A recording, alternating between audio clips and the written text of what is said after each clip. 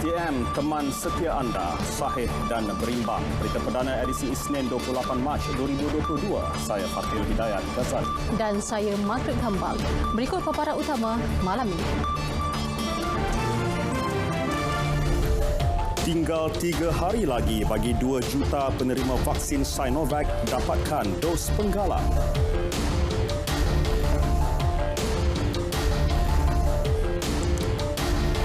Semua kelas pengangkutan awam rentas sempadan Malaysia-Singapura dibenar beroperasi mulai 1 April.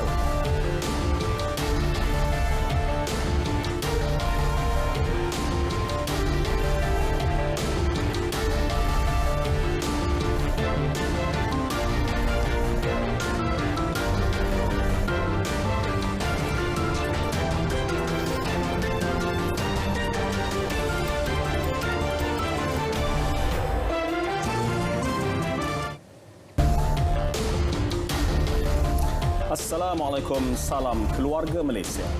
2 juta penerima vaksin COVID-19 Sinovac sekali lagi digesa mendapatkan dos penggalak sebelum 1 April ini bagi mengekalkan status lengkap vaksinasi. Menteri Kesihatan Khairi Jamaluddin berkata, berbanding vaksin jenis lain, tahap kebolehjangkitan COVID-19 lebih tinggi kepada penerima vaksin Sinovac.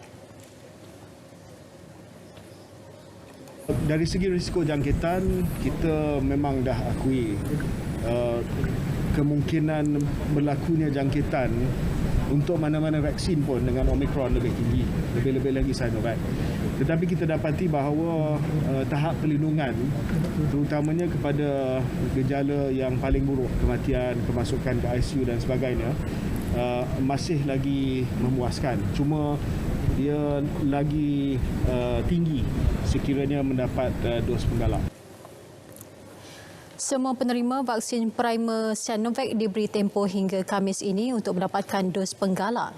Arahan sama turut dikeluarkan kepada penerima berusia 60 dan ke atas bagi semua jenis vaksin lain. Gagal berbuat demikian, status lengkap vaksinasi di MySejahtera akan bertukar menjadi tidak lengkap vaksinasi mulai 1 April. Berhubung kapasiti individu dalam sesebuah bangunan, Khairi berkata, majikan mempunyai pilihan untuk memanfaatkan kelonggaran yang diberikan dalam fasa peralihan endemik atau mengamalkan garis panduan tersendiri.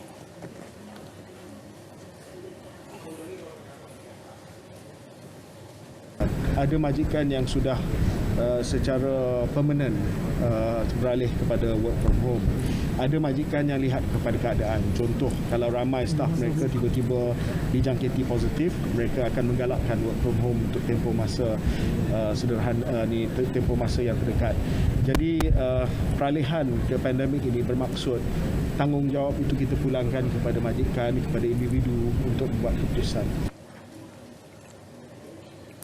Sementara itu, Sultan Perak Sultan Nazrin Muizzuddin Shah menegaskan rakyat perlu menunjukkan rasa simpati dan membantu meringankan beban petugas kesihatan dengan mengambil dos penggalak vaksin COVID-19 bagi mengekang penularan virus maut itu. Titah baginda tanggungjawab meningkatkan kesedaran masyarakat mengenai kepentingan pengambil dos penggalak vaksin COVID-19 tidak boleh diserahkan kepada petugas kesihatan semata-mata. Sebaliknya, menuntut kerjasama semua pihak. Insaflah akan tugas berat yang sudah lebih 2 tahun terpaksa dipikul oleh kaki tangan kesihatan. Rakyat wajib menunjukkan simpati, melaksanakan tanggungjawab membantu meringankan beban tugas kaki tangan Jabatan Kesihatan dengan mengambil langkah-langkah preventif agar penularan wabak diminimumkan.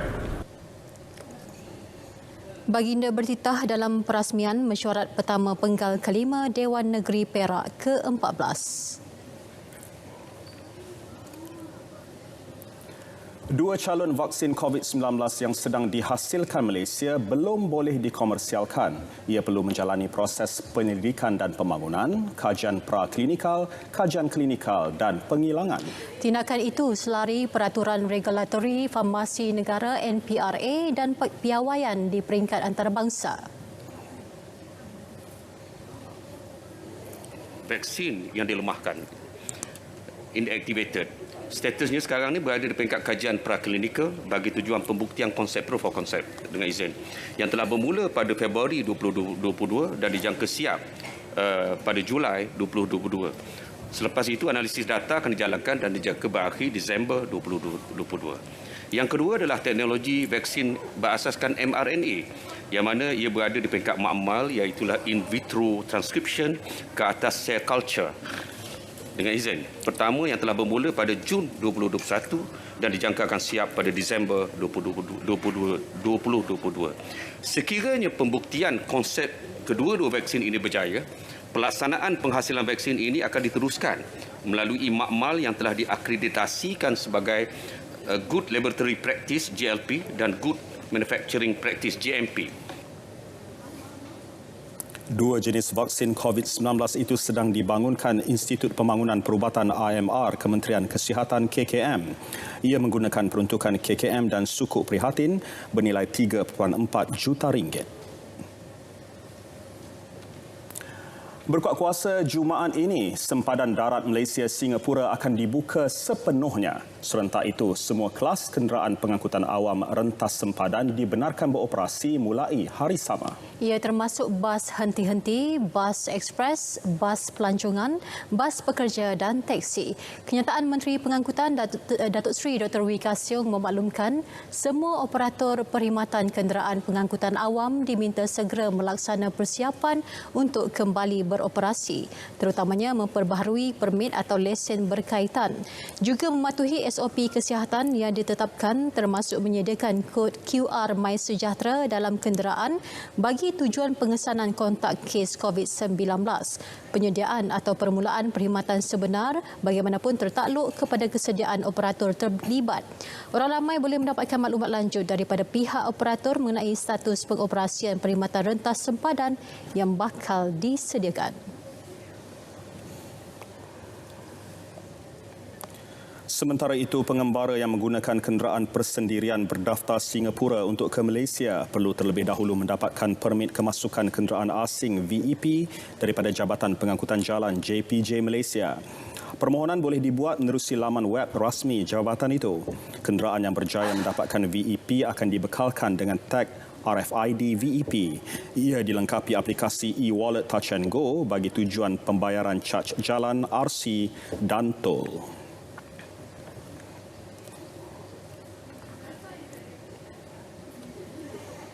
Datuk Seri Dr. Wee Ka Siong turut memaklumkan kenderaan persendirian berdaftar Singapura yang memasuki Malaysia akan dikecualikan daripada membayar caj jalan RC sebanyak RM20. Pengecualian berkuat kuasa 7 hari mulai 1 April. Ia bertujuan mengelak kesesakan trafik di pintu sempadan Malaysia-Singapura. Jelas beliau, keputusan itu dibuat hasil perbincangan bersama Menteri Besar Johor, Datuk On Hafiz Ghazi. Ia dilaksanakan berdasarkan Seksyen 88E Akta Pengangkutan Jalan 1987. Caj jalan RC akan kembali dikuatkuasa mulai 8 April ini. Pemilik kenderaan persendirian berdaftar Singapura yang akan memasuki Malaysia diingatkan agar memastikan baki dalam kad Touch and Go mencukupi untuk pembayaran RC. Juga mendaftar dan memasang tag RFID VEP pada kenderaan masing-masing. Malaysia bakal menerima limpahan manfaat terutama dalam aspek ekonomi susulan pembukaan semula sempadan negara mulai Jumaat ini.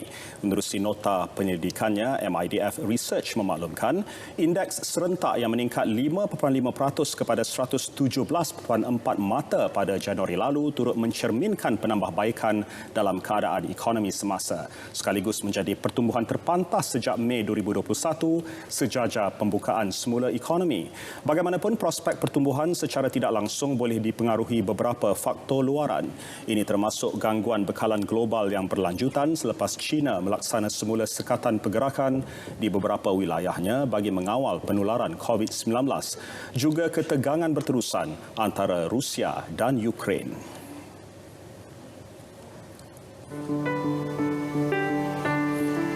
Pengembara dikehendaki menjalani ujian RTK antigen profesional di pintu masuk antarabangsa atau di luar pintu masuk antarabangsa dalam tempoh 24 jam.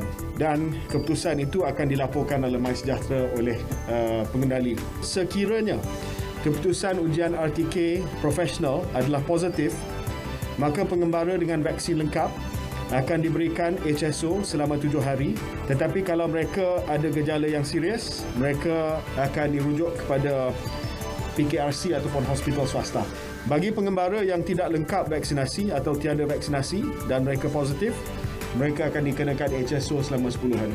Sekiranya keputusan ujian RTK antigen profesional adalah negatif, bagi pengembara yang tidak lengkap vaksinasi atau tiada vaksinasi, mereka akan diberi HSO selama 5 hari.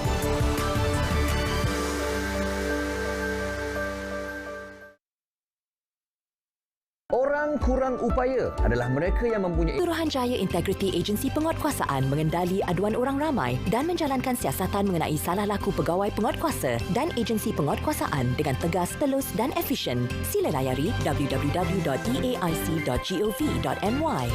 Minda manusia dalam dunia komunikasi, dia mudah lupa pada lazim. Semua stesen televisyen, kerajaan dan swasta, 70 stesen yang dilesenkan.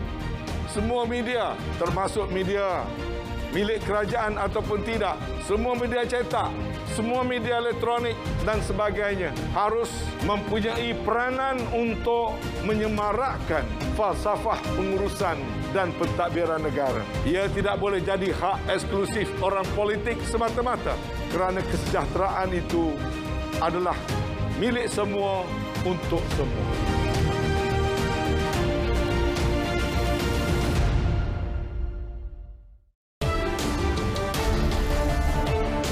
Bersua kembali. Malaysia, Indonesia dan Filipina sepakat menyegerakan penempatan pegawai perhubungan peronda maritim trilateral yang kekal di pusat pemerintahan maritim setiap negara. Ia bagi memastikan pertukaran maklumat serta aktiviti penguatkuasaan di kawasan maritim dan udara dilaksana dengan lebih berkesan. Perkara itu diputuskan Menteri Pertahanan ketiga-tiga negara dalam mesyuarat perjanjian kerjasama trilateral TCA yang berlangsung di Kuala Lumpur hari ini. Mesyuarat turut bersetuju untuk memperluas TCA melangkaui bidang pertahanan semasa dengan menggabungkan pendekatan pelbagai agensi secara cekap, juga memberi tumpuan terhadap aktiviti risikan untuk operasi pengawasan pada masa depan.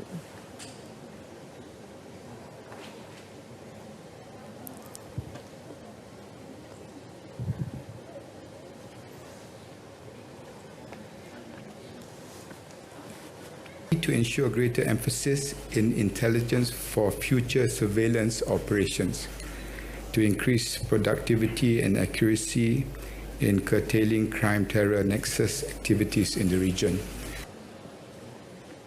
Jelas beliau lagi, TCA telah memainkan peranan penting sebagai penghalang terhadap tindakan jenayah keganasan di Laut Sulu dan Sulawesi. Buktinya, tiada kes penculikan untuk wang tebusan dilaporkan sepanjang tahun lepas. Mesyuarat peringkat Menteri TCA diadakan di luar Pameran Perkhidmatan Pertahanan Asia dan Pameran Keselamatan Kebangsaan Asia 2022 di Pusat Pameran dan Perdagangan Antarabangsa Malaysia.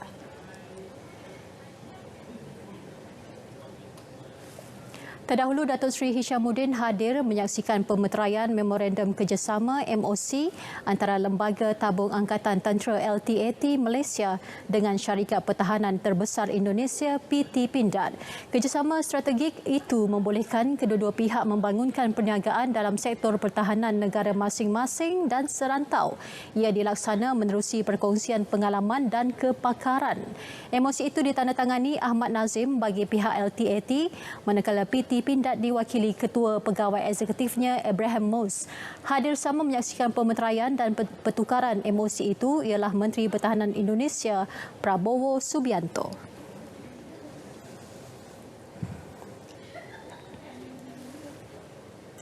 Yang di-Pertuan Agong Sultan Abdullah Riayatuddin Al-Mustafa Billah Shah berkenan melawat pameran DSA dan NATSEC Asia 2022.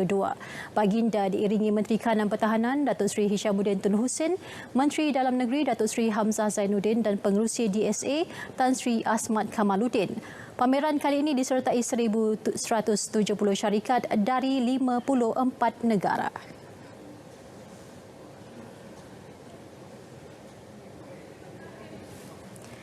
Lawatan rasmi Perdana Menteri ke Qatar diteruskan dengan meninjau ladang ternakan lembu tenusu Balatna Food Industries. Datuk Seri Ismail Sabri Yaakob tiba kira-kira pukul 9.30 pagi diiringi Menteri Alam Sekitar dan Perubahan Iklim Qatar, Faleh Nasir Ahmad Al-Thani. Sebaik tiba di Balatna, beliau disambut pengerusi kumpulan Mutas Al-Khayat dan pengarah urusan Ramis Al-Khayat. Perdana Menteri dan delegasi Malaysia dibawa meninjau ke seluruh kawasan ladang dan melihat sendiri proses ternakan lembu tenusu hingga pengambilan susu dan pengeluaran produk. Beliau kemudian mendengar taklimat sejarah penubuhan Balatna yang disampaikan ahli Lembaga Bebas Aidan Tinan. Ladang Balatna terletak di utara Doha berkeluasan 2.4 juta kaki persegi, boleh menempatkan 24,000 lembu tenusu. Ia dilengkapi fasiliti berteknologi tinggi dan moden.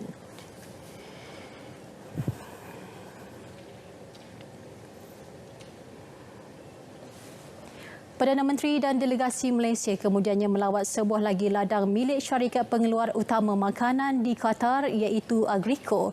Ladang berkenaan terletak 58 km dari Doha dengan mengeluarkan buah-buahan, sayur dan makanan laut. Hasil pengeluaran produk setiap hari disalurkan kepada 1,400 sebuah pasar, restoran dan hotel. Sepanjang lawatan ini, Datuk Seri Ismail Sabri diberi taklimat oleh pengerusi Agrico, Ahmed Hussein Al-Khalaf. Pada akhir lawatan, beliau menerima surat komitmen untuk pelaburan $360 juta Amerika di Malaysia daripada Ahmed Hussein.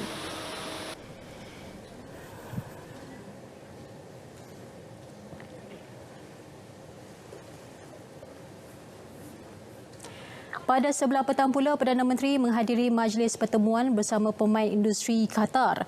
Pada majlis ini, Ketua Pegawai Eksekutif Matrid, Muhammad Mustafa Abdul Aziz memperkenalkan barisan pengurusan tertinggi syarikat-syarikat utama Qatar yang hadir pada pertemuan berkenaan.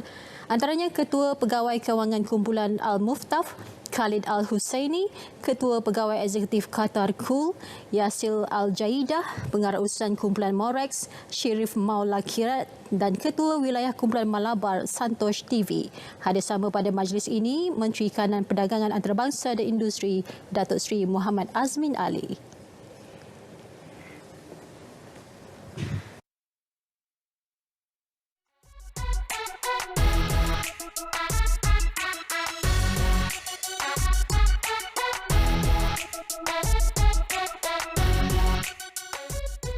Pendaftaran kemasukan menggunakan MySejahtera masih diwajibkan, tetapi dikecualikan untuk kawasan terbuka yang tidak sesak dan tiada perhimpunan ramai. Tambahan pula, MySejahtera MySJ Trace diwajibkan untuk tempat tertutup yang dipenuhi tetamu ataupun pengunjung.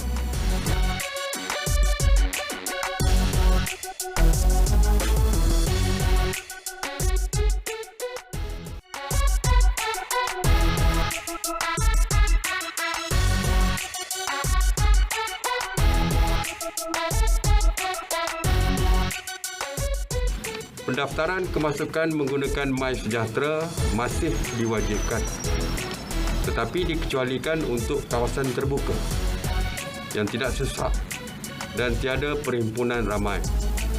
Tambahan pula, MySejahtera MySJ Trace diwajibkan untuk tempat tertutup yang dipenuhi tetamu ataupun pengunjung.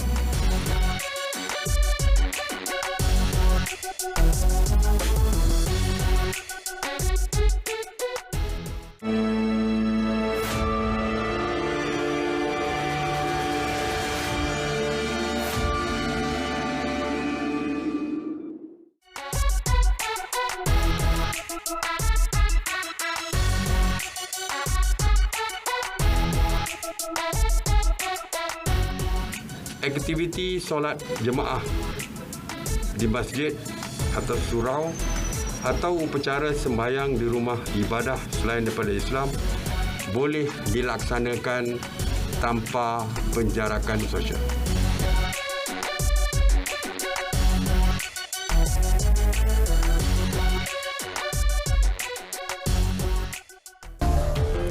Anda masih bersama Berita Perdana. Malaysia berjaya mencatat jumlah dagangan lebih 2 trilion ringgit menerusi pembukaan semula sektor ekonomi di bawah Pelan Pemulihan Negara PPN 1.0. Ia membabitkan nilai kemasukan bersih pelaburan langsung asing FDI lebih 50 bilion ringgit. Pencapaian itu menyumbang kepada penguncupan kadar pengangguran kepada 4.2%. Sekretariat Majlis Pemulihan Negara sedang merangka Pelan Pemulihan Negara 2.0. Plan ini akan merupakan satu plan yang akan dirangka secara lebih komprehensif dan inklusif bagi memastikan pemulihan seterusnya lebih bersifat menyeluruh. Beliau memaklumkan perkara itu di Dewan Negara. Dan ini pula susulan tindakan seorang wanita, Wan Nur Baizura atau dikenali sebagai Kak Long Dungun menghina keadaan fizikal orang kurang upaya OKU dalam satu video yang tular di media sosial. Timbalan Menteri Komunikasi dan Multimedia Datuk Zahidi Zainul Abidin berkata, 20 aduan mengenai perkara itu telah diterima pihak berkuasa. Kes itu kini disiasat Polis dan Suruhanjaya Komunikasi dan Multimedia MCMC. Wan Baizura ni terkenal menghina orang ni kan, atas dasar kawal selia bersama antara tindakan lain yang diambil termasuklah pemberi nasihat atau panduan kepada pihak yang terkesan dan mengangkat kandungan-kandungan yang diadukan kepada penyedia platform media sosial dan terlibat untuk penelitian lanjut berasaskan terma peringatan dan pawaian komuniti mereka.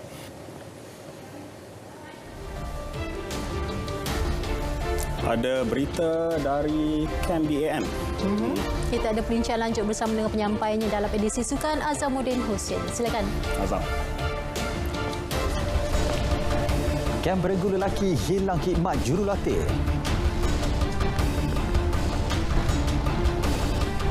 Lee Hap Wei mampu jadi contoh terbaik untuk atlet muda.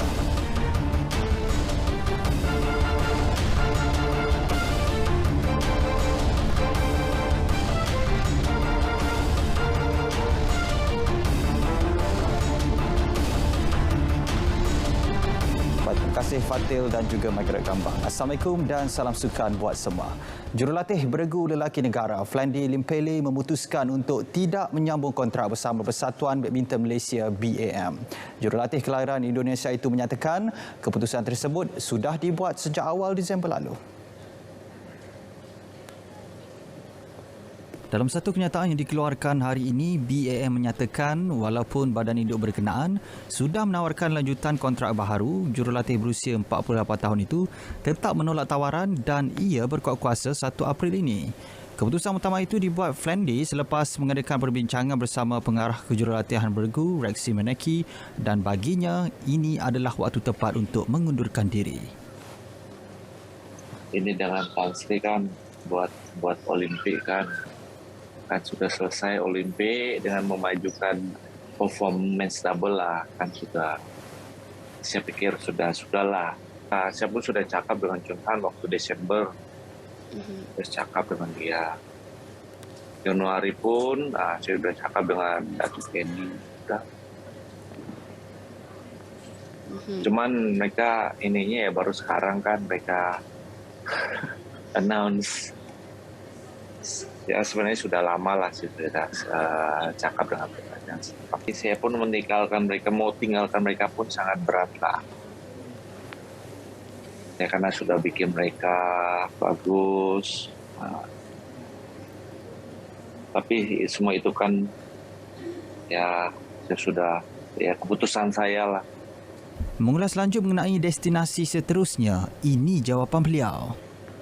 Over ada, cuman kan tetap hati saya mau kemana kan dari hati saya lah. Pemenang pinggan Sukan Olimpik Athens 2004 itu juga tidak menafikan menerima tawaran dari Indonesia. Sementara itu, Flandy yakin dengan potensi gandingan Goh Zifei, Nur Izzuddin Rumsani untuk mencipta lebih banyak kejayaan selepas ini. Komen beliau itu hadir selepas beregu lelaki negara itu muncul naib juara di Terbuka Switzerland semalam. Sudah bagus, sudah on the track. Ya, semua saya sudah buat mereka punya foundationnya, mereka punya kaki-kakinya sudah strong. Ya tinggal nanti coach yang baru lah atau Rexy yang bisa menambahkan mereka, tinggal resultnya saja. Sekarang pun sudah result, mungkin bisa lebih yang besar-besar lagi lah, mungkin series 700, 1000 kan. Sekarang sudah mulai 300, maybe next 500, maybe 700. Walaupun sudah memberikan yang terbaik, Zifi Izzuddin terpaksa akur dengan prestasi mantap pasangan Indonesia Fajar Alfian, Muhammad Rian Ardianto yang menewaskan mereka 18-21, 19-21. Gandingan muda negara ini meraih gelaran pertama mereka dalam jelajah BWF dengan menjuarai terbuka Jerman yang berlangsung pada 8 hingga 13 Mac lalu. Beralih ke bola sepak. Kekalahan 1-2 Malaysia ke atas Singapura 2 hari lalu nyata sukar diterima peminat sukan tanah air yang dahagakan perubahan di bawah era baharu Ketua Jurulatih Kim Pan Gon. Lebih-lebih lagi kekalahan itu hadir selepas prestasi cemerlang ditampilkan skuad Harimau Malaya ketika menjinakkan Filipina 2-0 pada perlawanan pertama. Namun bagi pemerhati bola sepak tempatan Muhammad Sadiq Mustafa, Pan Gon dilihat berjaya memperbaiki keberkesanan skuad negara ketika mencipta serangan. 22 percubaan ke gawang Filipina dan 16 percubaan ke gawang Singapura sudah cukup membuktikan skuad negara semakin berbahaya ketika mengasak kubu lawan. Namun tambah beliau, terdapat beberapa aspek perlu diperbaiki skuad negara sebelum menghadapi kelayakan Piala Asia 2023 pada Jun. Pemain-pemain yang dipanggil untuk mewakili negara perlu bersedia untuk meningkatkan lagi tahap kecergasan mereka, meningkatkan lagi kemahiran ball control mereka, meningkatkan juga dalam aspek-aspek kemahiran asas. Saya lihat dalam perlawanan bersama pasukan Singapura itu banyak hantaran-hantaran pendek dan mudah tidak dapat dilakukan dengan baik. Mengulas lanjut mengenai kekalahan terhadap Singapura tempoh hari, jelas beliau ia berpunca daripada kegagalan skuad negara untuk bertahan sebagai satu pasukan. Kita lihat dalam posisi-posisi tertentu, pemain-pemain tertentu gagal mempertaruhkan game plan dan taktikal Kim dan cuba menunjukkan permainan bersifat individu dan game macam. Daripada 10 perlawanan terakhir sejak 2008, Malaysia merekodkan hanya 2 kemenangan, 4 kalah dan 4 seri ke atas Singapura. Malam ini Malaysia menutup kempen aksi persahabatan 3 negara di Singapura dengan menentang kelab tempatan Albirex Niigata FC. Aksi Liga Premier, Kelantan United FC KUFC meraih kemenangan sulung musim ini selepas mencatat kemenangan tipis 1-0 ke atas PDRM FC pada aksi di Stadium Bola Sepak Kuala Lumpur di Ceras semalam. Gol tunggal perlawanan dijaringkan pemain import dari Nigeria, Joku Jacob pada babak kedua yang tenang menyempurnakan sepakan penalti ala Panenka. Kemenangan itu adalah kejayaan dinanti-nantikan anak buah pengendali Syamsul Saad selepas mereka tewas 0-2 kepada Johor Darul Takzim JDT2 pada aksi pembukaan sebelum ini. Pada aksi tersebut, 45 minit pertama permainan menyaksikan aksi seimbang ditunjukkan kedua-dua pasukan dengan PDRM berjaya mencipta 5 percubaan berbanding Kelantan 2. Bersambung babak kedua, KUFC tampil lebih garang sebelum jaringan ditunggu-tunggu akhirnya menjelma pada minit ke-56 menerusi sepakan penalti Jacob selepas pertahanan PDRM Saiful Hasrul Momarafi menjatuhkan pemain lawan dalam kotak penalti. Keputusan 1-0 berpihak kepada Kelantan United kekal hingga tamat perlawanan. Baik, susulan persaraan atlet lompat tinggi negara Lee Hak Bui semalam, Ketua Jurulatih Olahraga Kebangsaan Muhammad Manshaha Abdul Jalil mahukan bakat-bakat baharu menjadikan individu itu sebagai inspirasi dan contoh rujukan terbaik untuk menjadi atlet yang berwibawa. Hak Bui adalah seorang atlet yang boleh dijadikan sebagai role model. Nak dikatakan legend, memang legend atlet lompat tinggi.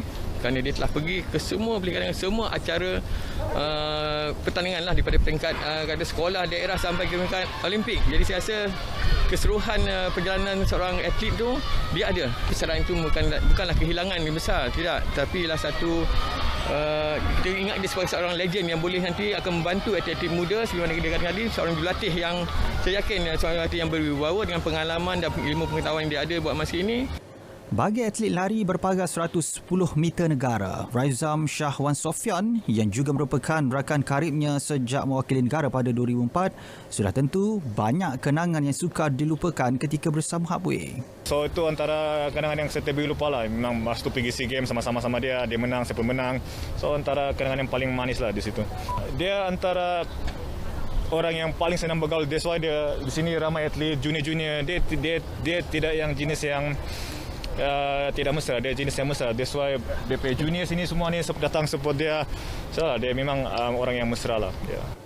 Rekod terbaik Hapway sudah tentu meraih 4 pingat emas dan 1 perak di Sukan C, 1 pingat emas kejohanan Asia, selain turut mencipta sejarah sebagai atlet Malaysia pertama layak ke pentas akhir kejohanan olahraga dunia 2019 di Stadium Antarabangsa Khalifa Doha, Qatar dengan mencipta rekod peribadi 2.29 meter. Selain itu, Hapway pernah beraksi 3 kali di pentas Olimpik dengan kali terakhir adalah di Tokyo 2020.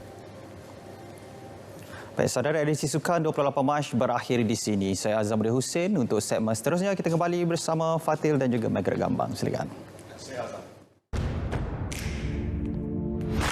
Perlawanan bola sepak terulung dunia, Piala Dunia FIFA Qatar 2022. Kira detik penantiannya kini bermula.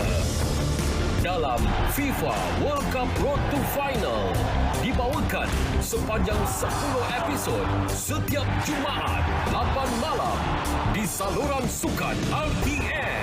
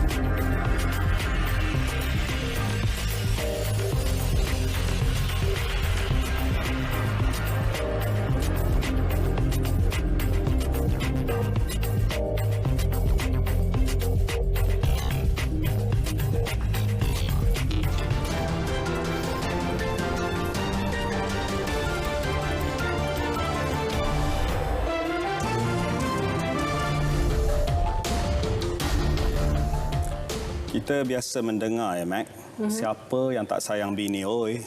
Biasanya kita pernah mendengar dialog begitu. Dan kerana sayang binilah Majlis Anugerah Oscar kali ke-94 hari ini mencatat sejarah tersendiri apabila buat pertama kalinya penyampai anugerah ditampar atas pentas, Mac. Aduh, sakitnya. Okey. Mulut tak ada insurans. Mulut tak ada insurans. Betul. Saya rasa ramai yang dah tahu, tapi kalau belum, saksikan dalam hashtag malam ini. Ditampar Will Smith, itu balasan yang diterima pelawak Chris Rock kerana mempersenda Jada Pinkett, isteri Will Smith. Chris Rock yang menjadi penyampai anugerah kategori dokumentari terbaik berjenaka tentang Jada yang mengalami keguguran rambut akibat penyakit alopecia. Dia menyamakan Jada dengan Demi Moore yang botak dalam filem G.I. Jane sekaligus mencadangkan Jada berlakon dalam sequel filem itu.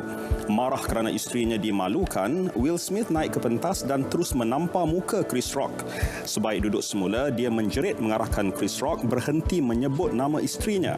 Kejadian ini mungkin pengajaran terbaik buat Chris Rock agar berhati-hati apabila melawak pada masa depan.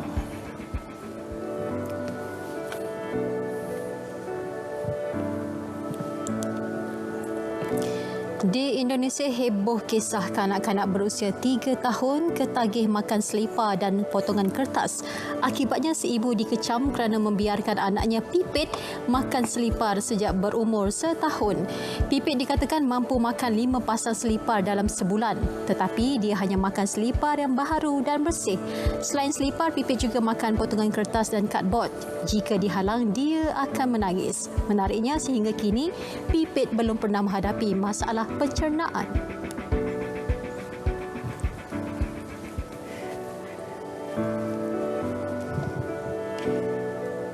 Ini pula kisah seorang bapa dan anaknya yang menyentuh hati. Si ayah membawa anak perempuannya ke sebuah restoran Jepun bersempena hari jadi si anak. Namun dia menyuruh anaknya makan seorang diri kerana tidak cukup wang sementara dia menunggu di luar restoran. Si anak bagaimanapun enggan makan sendirian. Perbualan dua beranak itu didengari pekerja restoran lalu memaklumkannya kepada pemilik restoran yang berbesar hati belanja mereka makan. Dia juga menyuruh pekerjanya membeli kek hari jadi di kedai perhampiran. Untung dua beranak tu. Yang ni cerita ayah sayangkan anak pula. Semuanya pasal kasih sayang. Apapun, itulah paparan menarik hashtag yang menutup berita perdana untuk edisi hari ini Isnin 28 Mac. Seperti biasa, selepas ini ikuti program Inklusif. Assalamualaikum. Salam keluarga Malaysia dan jumpa lagi.